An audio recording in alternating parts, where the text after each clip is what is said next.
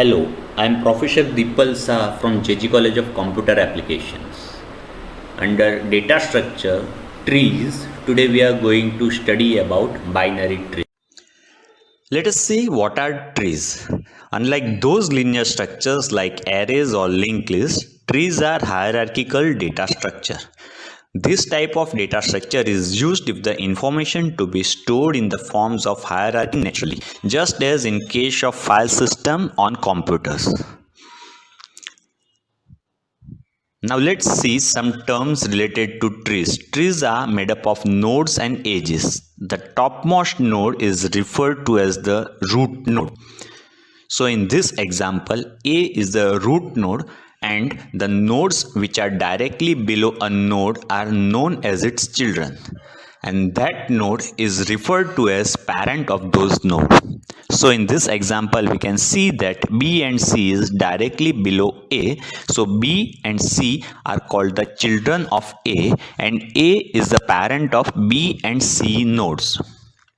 Also, G is parent of H and I, and they are known as children of G. If two nodes have same parent like B and C, they both have same parent.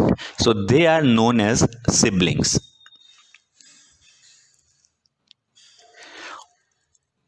And also we can see that nodes H and I, they have same parent as G. They are also siblings. And another example of sibling in this is D, E and F.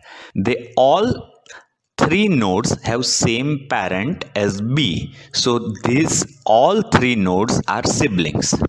Another term used in tree are the leaf nodes. Leaf nodes are those nodes which do not have any children. In this example, D, E, F, H and I, these five nodes do not have any child. So they are also known as leaf nodes.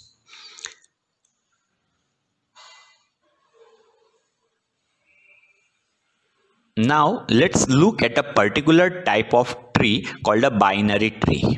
So main property of this tree is that all the nodes in this tree can have at most two child nodes. This means any node of this binary tree can have 0, 1 or 2 children, since each node has only 2 children.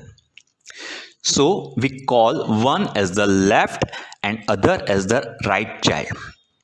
In this example, we can see that this is a binary tree as all the nodes have maximum of only 2 children. So in this example, one node 1 has 2 children, 2 and 3.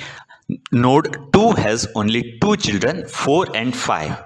3 has only 2 children, 6 and 7, and the node 4, 5, 6 and 7, these are the leaf nodes. So they do not have any children, so they have 0 children. So there are some more examples of binary tree. So this one, is it a binary tree or not? Since all the nodes in this tree have a maximum of 2 children, as we can see that 8 has only 2 children, 5 and 4, 5 has 2 children, 9 and 7, 7 has 2 children, 1 and 12, 12 has only 1 child. Here on the right side of the tree, 4 has only 1 child and 11 has only 1 child. So no node in this tree has more than 2 children. Hence, it is a binary tree. And the second example, we can see that each node, let's start with the number 2. It has 2 children. Node 7 has again 2 children. Node 5 has only 1 child. Node 5 has no child. Node 6 has 2 children. Node 2 has 2 children. And node 9 has 1 child. In this example, no node has more than 2 children, so it is also a binary tree. Now, we will look at a binary tree representation in C. In order to represent a binary tree, we define a structure which contains the following parts. First, a data part to store the data value. Second, a pointer to the left child that stores the address of the left child of that node. And third, the right child pointer to the right child, that stores the pointer to the right or stores the address to the right child of that node.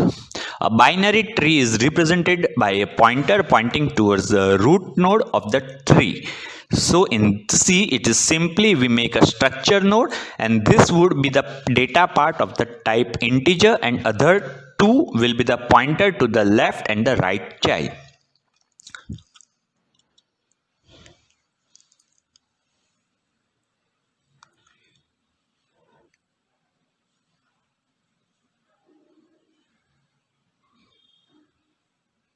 Now this code is to create a new node in binary tree.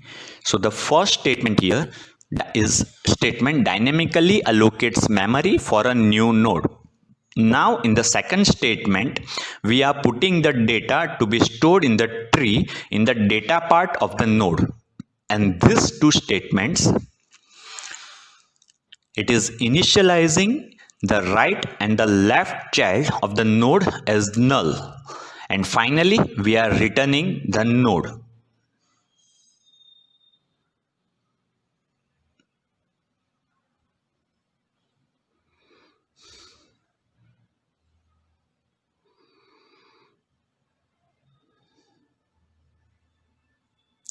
Now let's see the driver program of a code.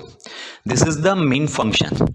The first line of this function, we are creating a node name as root, and we are calling the function new node and passing 1 as the argument.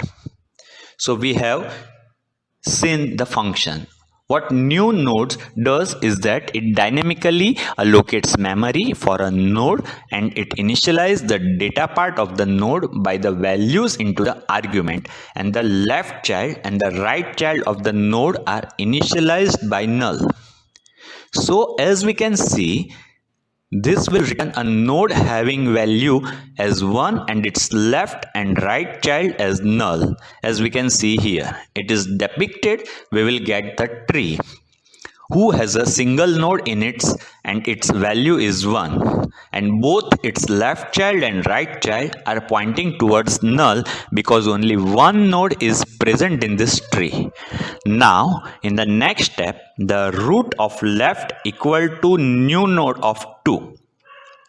So again, new node function is called by passing the value 2. So now this will again return another node with value of 2 with the left child and right child pointing towards null. This will return to root of left.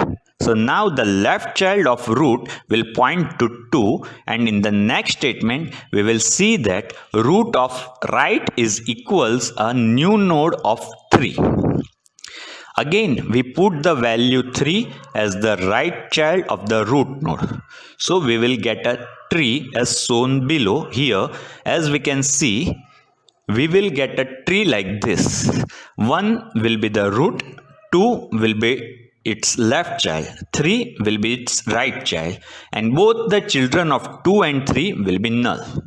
So now we will see the next statement. This is the root of left. So we know root is 1 and its left child is 2 and its left is still null. Now we will put the value in the left child of 2. Now we'll again calling the new node functions, which will again return a node with the value 4, and our tree will become like this as shown here. 1 will be the root, 2 will be its left child, 3 will be its right child, and 4 will be the left child of node 2.